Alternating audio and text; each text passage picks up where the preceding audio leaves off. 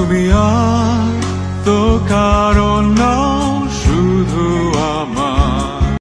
সঙ্গীত ক্যারিয়ারের রজত জয়ন্তী পার করা নিয়ে ব্যস্ত রয়েছেন তাহসান রহমান খান।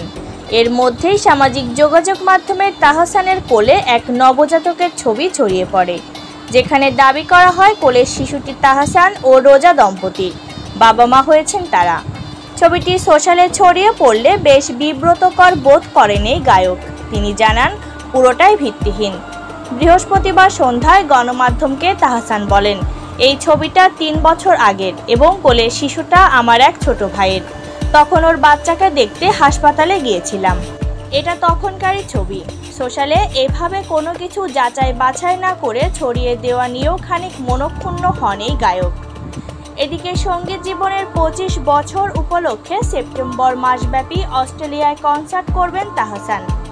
প্রসঙ্গত, 4 মাসের পরিচয়ে চলতি বছরের 5 জানুয়ারি রোজা আহমেদকে বিয়ে করেন সঙ্গীত ও অভিনয় শিল্পী তাহসান রহমান খান।